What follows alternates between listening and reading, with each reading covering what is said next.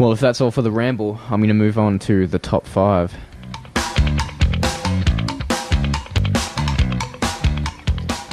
Well, I always find myself in the presence of people who don't necessarily realise that they're maybe not as cool as they think they are. I think everybody has a few memories of coming across those people. They think they're a little bit awesome, and let's be honest, they're not. So I found myself thinking about that, and that brought up today's top 5, which was top 5 signs of a loser. A bit of a self-help guide, just in case you tick any of these boxes. You may have to question your lifestyle a little bit. Number 5, it's a strange one, given the situation, but I thought about it, and there's definitely a correlation. If you give your kids bad names, tends to indicate you're a bit of a loser. Some interesting names I've heard over the last week, and it definitely rings true for the loser category, is Jarman, Jai, spelt Jhye, and Clay, spelt Clae. Actually, this brings up a point. One of my really good mates, his last name is Carr, and first name Anthony, but he's always gone to me, I'm going to call my kid Wayne. So I'm like, that's just cruel. That's just cruel, but yeah, does that typify what you're trying to say? I think that definitely relates to what I'm saying. Yeah. It seems to be just a little rule of thumb, is if your kids have bad names, or if you've come across a kid with a bad name, just look to the parents, and I think you'll find that they may be Do you find that on the loser side of the scale. Certain names attract certain behaviour? Or other way around? Yeah. You see a little Declan running around, and they seem to be a little turd. A lot of the time. Yeah. I don't want to stereotype in this, but I think, the name of someone definitely relates. You can definitely pick it up. I was in a store in Queensland one time, and there was these little, I think, fridge magnets that you could buy, and you could buy the different names, and it would have a description of the character underneath the name. And I read some of them, and I thought some of them really rang true. Yeah, definitely. Yeah. Do you think it's a case of the parents picking a name that best describes their kid, or the kid living up to the name? So, well, you can't judge a character of the kid, when he's just born, he or she's just born, so clearly it's the other way. Must be.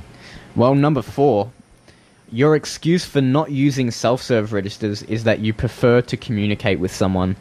If you're relying on communicating with someone at a shop as your means of some kind of relationship, then you could be a bit of a loser. If you can't find other friends and you're going shopping just to have a conversation, you do have some problems.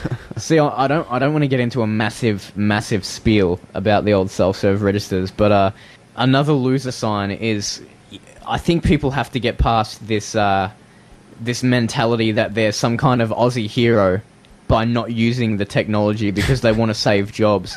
I'll give you some inside knowledge here. Is nobody that I know of at my shop has lost their job yet. And people have still been hired since the registers have gone in. Yeah. Robots are not taking over the world. Like, just stop listening to what Today Tonight tell you that Aussies are going to be jobless in 30 years, because I'll tell you this, the store is open in Sunbury. I can't use the name of the store, but you probably know what I'm talking about. Is open from 6 a.m. till midnight at night, and since those registers have gone in, someone has to be manning them at all times. So that has created all those hours every day of the week for someone to be there. Yeah. And people aren't getting work out of it? I'm sorry. Seems a little ridiculous to me. Open your eyes. Number 3. Now, we are musicians. All of us call ourselves musicians here, so I don't know what you guys will think about this one, but I called it instrument wankers. I'm talking about the people who use their, I'm not going to call it talent, but their ability on a musical instrument to show off. Right, yeah. When they're playing, they kind of look up to your face to see if you're watching them, give you a bit of a sleazy smile, be like, this is what I'm doing. We had some guys at school like that, Yeah, we did, yeah. I can play this heavy metal song, I'm awesome. Yeah. Look at me play it. Look at me play it. Everyone seems to know someone in this category, and I think if you are like that, it definitely relates back to your personality as a bit of a loser. Or just trying to gain some sort of confidence by playing that persona. Yeah, yeah, I at know. least. So I think it is nice to have some special talents, some abilities, but It's how you use it. yeah, It's definitely how you use it. you've got to be. I've always said, and I say to this day, the best musicians you come across, and I think Ozai, you are case in point here, is those ones that are humble. You don't sit around playing guitar to show off. You play it because you love the instrument and you Yeah. want to play it. Yeah. You don't even necessarily do it because there's a crowd around. You know, I come around and see you playing guitar off in a corner by yourself, Yeah. and you're playing something amazing, you know, but you're doing it by yourself. So I definitely think signs of a loser are those who, you know, try to use those abilities, not just instruments, but those abilities to Yeah. show off a little bit. Number 2, this was almost number 1, but number 2, dare I say any more than just Southern Cross tattoo. You hit the nail on the head. Add the bluey on top of that too. I'm sure at some point in time, the very first person who thought of the idea, it was actually a half decent idea. Like, yeah, it is a really nice symbol of Australian pride. Yeah. But think of the demographic of people now who have them. Yeah. Yeah. I mean, and Losers. it's just Yeah. so, like, you know, so many people have got them. So, and I've still seen more people that have just got them. Yeah. And I think to myself, Yeah. how can they go down to the tattooist and pay the money and be like, you know, Yeah. Southern Cross, mate, you know? Let's do this Like- thing. And they've got all matching stuff on their cars now too, like the decals Yeah, on yeah. the back window Yeah. or what have you. Yeah. And it's just like, why? I think it seems to be ever since I can't remember what year, maybe 2006, when that the big bashings happened in Cronulla. Cronulla, yeah. Ever since then, I think there seems to be this whole thing of, been- are you a yeah. proud Aussie? Well, get yourself a Southern Cross tattoo, you know, show your Yeah. pride. It's a little bit loserish. Yeah.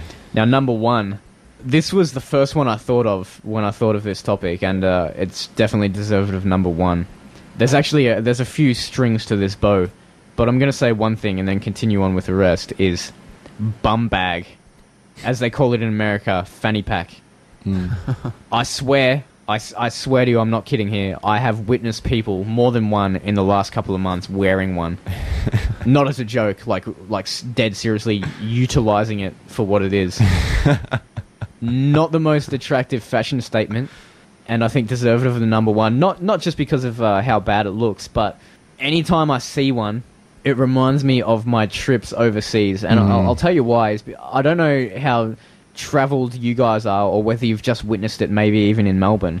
But if you go to America, Americans are pretty nice people. They're not as arrogant as, you know, the stereotype says. They're nice people. America is actually a lot like Australia in some ways. But Americans who travel seem to be the same breed of people.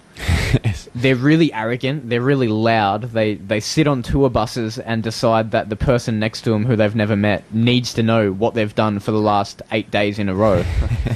Or 30 years. And they have their polo shirts tucked into their cargo shorts. They wear a bum bag. They wear a really gay baseball cap. And, you know, they're just... You see them everywhere. It's not just one person you come across. I've been to, you know, 3 or 4 different international countries, and every time you come across American tourists in those countries, they're the same. Yeah. And bum bags remind me of that. Didn't you say on one of your trips that there was an American family that were actually color-coded Yeah. every day? Deadly serious. Wore the same color polos every day.